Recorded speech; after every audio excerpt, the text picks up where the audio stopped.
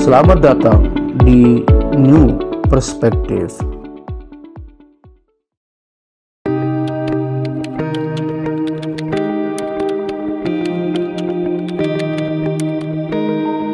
Ya, selamat pagi. Pada hari ini kita kembali lagi di acara New Perspective, yaitu kajian tentang fenomena sosial. Saya ditemani oleh tamu kita yang sangat terhormat, yaitu Bapak Dr. Eli Sason, SHMTH. Beliau adalah Kepala Suku Nusantara asli Tenggarong, berarti Pak ya? Aku asli Kaltim aja lah, Kalimantan Ya, Timur. Kalimantan Timur. Suku Dayak kebetulan. Ya, beliau kebetulan dari suku Dayak. Pak, ini bisa diceritakan nggak Pak tentang suku Nusantara ini, Kepala Suku Nusantara? Iya, jadi jadi sebenarnya bagaimana iya, backgroundnya kok bisa muncul?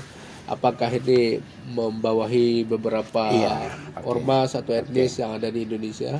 jadi Kepala Suku Nusantara itu sebenarnya saya cerita bahwa pada waktu saya protes kelakuan polisi nakal di Kabupaten Pasir, Kalimantan Timur, saya protes di Mabes Polri. Nah, pulang dari situ saya lihat pemberitaan online menyebut saya kepala suku, sebenarnya saya kepala adat ya, kepala adat Kalimantan Timur untuk semua suku di sana. Tapi ya saya pikir ada kualitas kepala suku pada saya, karena kepala adat hanya ahli adat, tidak lebih. Saya ahli adat setempat, tapi saya juga berani membela kepentingan masyarakat. Saya bahkan pasang badan, taruhan nyawa pun saya berani. Itu kualitas kepala suku. Jadi kepala suku ini menggambarkan masyarakat tradisional dulu sebelum ada susunan pemerintahan. Atau hari ini mungkin masih ada suku-suku nomaden nih, mereka tidak terpengaruh oleh pemerintahan, oleh politik kenegaraan. Kalau mereka yang sudah tinggal di desa-desa yang definitif, itu masyarakat adat namanya. Tapi setelah mereka tinggal di desa definitif, berarti kan sudah diatur oleh pemerintah, mereka disebut masyarakat hukum adat. Nah, jadi masyarakat hukum ke suatu desa, tapi karena mereka dasarnya dari masyarakat adat, mereka disebut masyarakat hukum adat. Ya, saya itu masih jadi kepala suku menggambarkan belum menjadi masyarakat hukum adat, tapi masyarakat adat ada juga hukumnya. Jadi kita mengembala istilahnya komunitas kita yang masih yang masih belum ada aturan dan sebagainya. Cuman kita dengan kebersamaan, dengan saling pengertian, saling menghormati, jalan damai dipimpin oleh seorang kepala suku. Jadi kepala suku saya muncul melihat Indonesia ini juga menjadi kepala suku Nusantara. Berarti Indonesia kalau begini carut marutnya tidak selesai-selesai dipimpin oleh orang yang digaji, yang di-SK-kan oleh orang yang punya legal formal. Jadi harus kembali ke zaman nol kita. Saya yang mimpin, saya memberanikan diri karena ditunjuk oleh para LSM setempat dan juga LSM dari Jawa. Jadi kita ini seolah-olah mau memperjuangkan dari nol agar benar-benar Pancasila itu diterapkan secara murni dan konsekuen. Karena melalui legal formal ini nggak pernah mikir sampai ke situ dari dulu. Dari cetusnya zaman Presiden Soekarno sampai hari ini kan semakin dilupakan orang, semakin kita lihat jauh dari Pancasila yang sebenarnya. Jadi munculnya kepala suku Nusantara ini inginnya para yang mendorong saya, tidak mengukuhkan saya agar saya ambil inisiatif mimpin seluruh rakyat Indonesia untuk menuju ke visi penegakan Pancasila. Hanya itu, tidak ada yang lain. Tapi Bapak melihat apakah Pancasila ini kan menjadi isu nasional ya? Tetapi dalam praktiknya Pancasila kan masih banyak yang perlu dibenahi. Artinya dalam praktik seharian kita, misalkan persoalan keadilan, kesejahteraan masyarakat. Ya, tadi Bapak bilang banyak sekali tanah-tanah warga yang kemudian diambil oleh perusahaan dan pemerintah sepertinya dalam tanda kutip justru mendukung kelompok-kelompok korporasi, korporasi, tidak kemudian membela kepentingan rakyat. Jadi begini Pak, saya melihat bahwa seandainya Pancasila ini diterapkan secara murni dan konsekuen sesuai dengan 4-5 butir itu, sama sekali nggak ada masalah, nggak ribut-ribut seperti nggak ada yang menangis, nggak ada yang kecewa, nggak ada yang terjolimi, demo-demo pun nggak ada alasan, ya kan? Demo kalau benar-benar diterapkan. Iya, kalau diterapkan demo itu kan ada alasan, bukan dia dilarang, nggak apa-apa juga, tapi kan dia ada alasan kenapa demo. Nah sekarang yang kita lihat, kalau kita lihat kepada Pancasila itu yang rusak paling parah nomor 1 ialah sila kelima. keadilan sosial bagi seluruh rakyat Indonesia rusak parah. Yang kedua adalah sila keempat, kerakyatan dipimpin oleh kiblat kebijaksanaan. Itu dengan pilihan langsung sekarang kan sudah nggak bener banget. Kita kan berdasarkan musyawarah mufakat, nggak berdasarkan voting. Kalau voting kan berdasarkan like and dislike. Orang yang tidak tahu apa-apa figur yang harus di voting, ya pokoknya daripada ada kewajiban kan nggak boleh golput. Ya kita pilih aja random, lah tahu itu bagus tidak, kan ini kan kelemahan. Nah, jadi kalau musyawarah mufakat nanti memilih presiden juga kan harus tanya secara musyawarah mufakat bahwa siapa yang pantas gitu, yang memang amanah. Ya sekarang kan kita nggak bilang sih Jokowi nggak amanah, tapi kan dia ini kan dikelilingi oleh orang-orang nggak amanah. Bahkan indikasinya Jokowi ini terjerat lingkaran oligarki. Oligarki itu memang merusak semua tatanan. Dia ambil negara yang milik rakyat menjadi milik mereka sendiri, atur seenaknya untuk kepentingan sendiri. Nah ini yang memang jahat juga, saya katakan jahat aja. Nah terus kalau kita lihat memang berpangkal dari 3 hal. Hukum kita sudah tidak Pancasilais, ini merusak ekonomi kita, politik kita, semua menyimpang dari Pancasila. Kan ada. Ya udah keluar dari akar Pancasila. Jadi kalau ekonomi yang jelas di pasal 33 Undang-Undang Dasar 45 itu petunjuk ekonomi yang Pancasila. Politik juga harus politik yang sehat lah. Terus hukum juga, hukum kita kan kolonial banget. Dan sampai sekarang memang kita menganut hukum Belanda. Iya, jadi pertama di hukum pidana itu tugasnya ngebuki orangnya bersalah. Ya kalau dia bersalah betul aja digebuki, tapi kadang-kadang salah gebuk karena orang nggak bisa bela diri. Jadi dia demi kepastian hukum. Kalau hakim ketok palu bahwa benar terbukti secara hukum, ya sudah selesailah kasus. Pembunuhan di kebun tebu di mana itu ceritanya di Jawa Tengah, 3 tahun sudah di penjara karena polisi ingin berprestasi bisa nangkap orang. Kalau nggak bisa nangkap kan ditugaskan bahaya, bisa turun pangkat. Nangkap aja orang nggak bisa bela diri, dihukum 3 tahun. Setelah ada Rian yang Jay itu dulu makan manusia juga, dia kanibalis. Jadi ditanya di mana aja kamu bunuh orang, salah satu ditunjukkan jadi kebun tebu, barulah orang 2 itu dilepas. Bayangkan. Mau udah salah tangkep ya. Iya, salah tangkep. Mau peradilan biaya bikin repot, penggantian dari negara nggak seberapa. Jadi orang banyak nggak mau peradilan. Terus hukum yang itu namanya dalam teori hukum kan retributive justice system.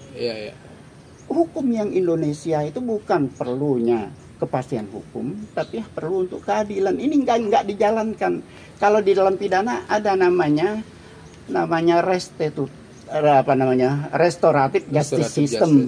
Itu yang harus dilakukan dalam urusan pidana. Tetapi dalam hal lain peraturan perundang-undangan kita kan juga harus mengambil nilai-nilai Pancasila supaya bisa mencapai untuk keadilan keseluruhan. Ini tidak, masih ada orang teriak hukum tumpul di atas, tajam ke bawah. Jadi agenda reformasi juga ya kandas banget. Saya melihat agenda reformasi itu kandas, kenapa? Bagus sebenarnya, termasuk program Jokowi sekarang ini, terutama Nawacita yang 9 itu. Terus program revolusi mental. Ini sudah jilid 2. Sebenarnya kalau kita lihat dari kamus nggak cocok disebut revolusi, mestinya bukan evolusi saja. Kan revolusi kan perubahan mendasar cepat. Kok sampai 2 periode, sampai jilid 2 juga belum ada apa-apa. Kalau kita mau baik reformasi maupun program revolusi mental, kalau kita mau evaluasi dia dengan outcome pokoknya dengan standar perilaku lah gitu, analisis perilaku, outcome apa istilahnya itu. Jadi kita melihat tidak ada apa-apa merubah perilaku, kan maksudnya merubah perilaku orang, terutama para penyelenggara negara. Dan ini belum berhasil. Ini sama sekali, boleh aja lah dievaluasi gitu, nggak ada hasil. Memang mereka bilang berhasil, berhasilnya kecil-kecil. Sama masih banyak kasus korupsi. Iya, gitu, sama seperti reformasi berhasil mau menegakkan supremasi hukum di Indonesia. Karena dulu kan para pejabat kan mau korupsi mau apa nggak tersentuh hukum. Sekarang kan bisa banyak pejabat ditangkap. Iya. Sebatas itu. Tapi untuk keadilan sampai masyarakat bawah tidak ada. Jadi juga belum berhasil. Nah, jadi 3 ini memang rusak karena tidak didasarkan oleh Pancasila. Sebenarnya dalam Pancasila ada petunjuk bagaimana politik Pancasila, hukum Pancasila, ekonomi Pancasila. Artinya harus karena Pancasila itu mengandung nilai instrumental, dipakai sebagai instrumen pembentukan undang-undang peraturan hukum kita. Nah, yang paling penting daripada nilai instrumental itu harus juga setiap orang menerapkan nilai praktis yang harus dilakukan dalam perilaku hidup setiap hari. Setiap orang, tidak peduli penguasa tertinggi atau rakyat jelata, harus 45 butir itu diamalkan. Nah, terus seperti apa Pak? Misalkan Bapak mengatakan persoalan hukum ya.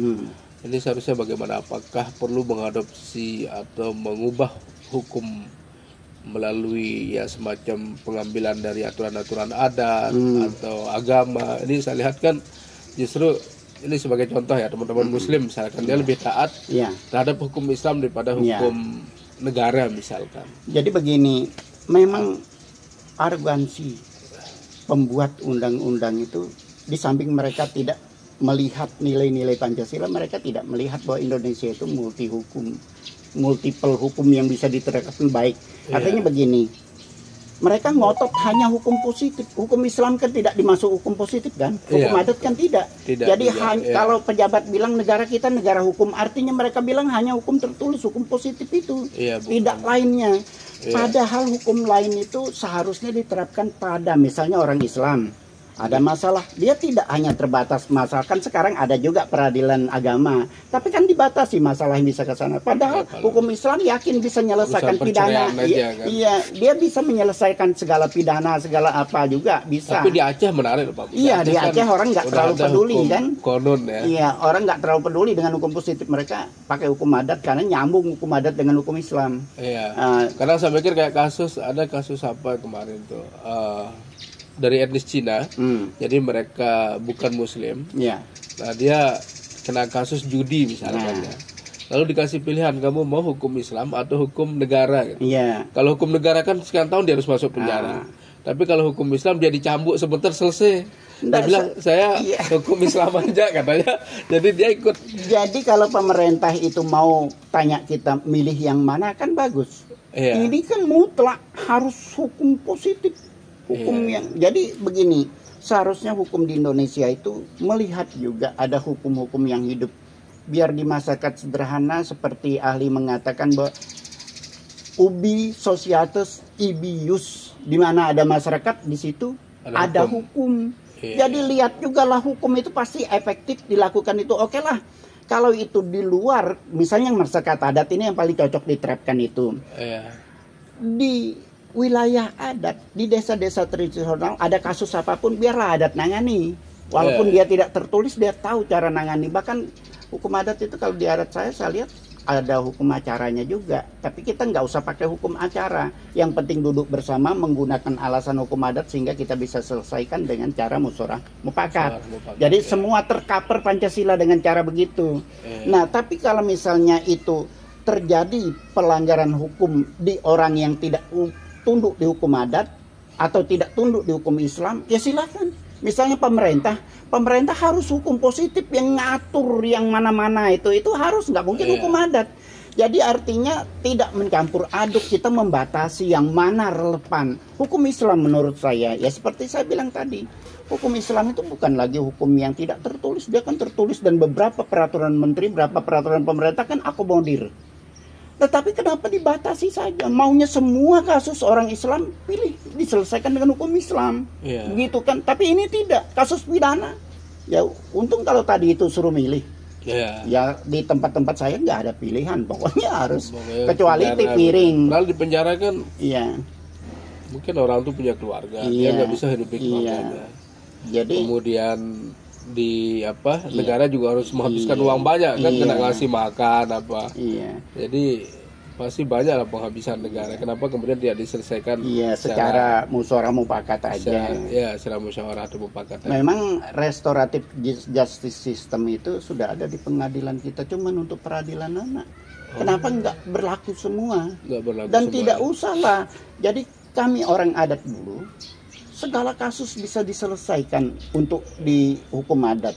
Nah, jadi restoratif itu lebih ke apa istilahnya, mediasi kali Pak ya? musyawarah mufakat, segala pihak yang terkait kan duduk bersama kita. Nggak pakai juga hukum acara, walaupun hukum adat ada hukum acara. Jadi restoratif justice system ada kelebihan. Saya memang bilang ini Pancasilais banget. Dia lebih memperhatikan korban daripada pelaku. Hukum kita sekarang ini perhatikan pelaku, dia yang harus dihajar. Terus korban yang besar kerugian nggak pernah negara pikirkan. Padahal ini besar kerugian, dia juga cuma digebuki, dihajar, ya sudah. Yang ini siapa yang menanggung? Tapi kalau duduk musyawarah mufakat ala hukum adat dulu, kita bilang biar nggak dihukum nggak apa-apa. Itu kan cuman kehilapan, diganggu oleh setan-setan, didorongnya. Sekarang kita manusia arif menyelesaikan, yang penting kamu tanggung jawab bagaimana kerugian ini kan. Ditutup oleh ritual perdamaian, bukan hanya damai secara manusia, secara psikologis, tapi sampai kepada apa sisi-sisi spiritualnya indah sekali. Iya. Nah Pak, ini kan kalau kita lihat Bapak ingin menyarankan pemerintah maupun masyarakat kembali kepada Pancasila. Ya, sebagai jalan tengah lah ya untuk menyelesaikan persoalan yang ada di Indonesia. Tetapi orang seringkali melihat Pancasila ini belum menjadi ideologi yang mapan begitu Pak. Ini yang kemudian menjadi problem di masyarakat kita. Saya cerita dulu zaman saya guru SD dulu. Saya ditatar zaman Orde Baru. Jadi penataran itu orang kecil ke bawah, ASN pegawai negeri kalau waktu itu, yang kecil-kecil di bawah, yang elit-elit penyelenggara negara kan nggak ditatar. Jadi yang di bawah tahu, yang di atas kan nggak tahu. Nah persoalan walaupun mereka tahu ya sama seperti persoalan umum. Karena hanya diserahkan dengan kekuasaan yang ngatur. Kekuasaan itu kan bisa diajak KKN, bisa dia disogok, bisa diajak macam-macam. Terus kepada masyarakat seluruhnya hanya diserahkan kepada kesadaran sendiri-sendiri. Orang itu kecenderungannya jangankan baru Pancasila, ajaran agama aja kalau masih bisa main-main, dia main-main kok. Padahal itu ajaran paling mulia kan. Ya itu kenyataan. Nah, sekarang kita ingin Pancasila ini diterapkan secara murni dan konsekuen, tidak tergantung kepada kesadaran manusia, tidak tergantung kepada kekuasaan manusia. Dia dibuat sebuah sistem tergantung dengan sebuah sistem. Nah sistem ini setengah memaksa. Ya kenapa kalau untuk tujuan baik nggak dipaksa dulu sampai orang sadar semua. Jadi sistem ini ibarat mesin. Kalau tidak memenuhi syarat-syarat itu ya dia nggak bisa paksa, tidak bisa sogok. Misalnya mesin motor kita nggak mau hidup karena nggak ada bensinnya. Ya aku beri uang 1 miliar agar kamu hidup, mana mau. Ya, sistem yang jalan, jadi sistem ini bebas dari KKN, dari sogok, daripada main-main dan sebagainya, kong kali kong.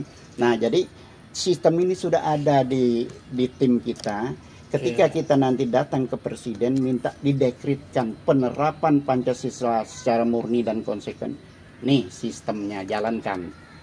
Ya kalau memang tidak bagus sistemnya dirubah sampai bagus. Tapi saya yakin karena kita membuat sistem ini ada grand sistemnya, ada istilah sistem primernya. Ya tentu tidak cukup untuk mengatur persoalan sampai sekecil-kecilnya. Dibantu oleh beberapa sistem sekunder. Sekunder dibantu lagi beberapa sistem tersier sampai subtersier sehingga menjangkau semua kegiatan itu tunduk kepada sistem semua. Nah itu baru bisa. Jadi program Jokowi revolusi mental saya baca 2 jilid itu bagus. Cuman saya tidak yakin itu bisa berhasil kalau masih menggantungkan dengan kekuasaan dan kesadaran orang. Tapi kalau dengan sistem insya Allah lah. Insya Allah ya. Nah terus Pak, kalau ini kan sudah ada lembaga penguatan BPIP, Badan Ideologi Pancasila, apakah Bapak pernah konsultasi, berkomunikasi dengan saya sebenarnya BPIP? Belum tahu saya itu, karena saya walaupun ada itu Badan Penguatan Ideologi Pancasila, nah, salah. Itu bagus sebenarnya, tapi itu tadi mungkin kelemahannya. Kalau masih bergantung dengan kekuasaan yang ngatur dan kesadaran manusia, ya apa beda dengan P4 dulu kan? Jadi Saya hanya jadi alat kekuasaan. Iya, ya. alat kekuasaan juga. Saya hormat, saya salut dengan adanya yang begitu. Tapi saya lihat belum nyampe kepada yang bisa merubah perilaku manusia. Kan Pancasila ini harus menjadi, yang namanya nilai praktis Pancasila tadi harus menjadi standar perilaku semua orang Indonesia lah. Dia pejabat tinggi ataupun rakyat jelata harus begitu. Harus Pancasilais. Harus Pancasilais.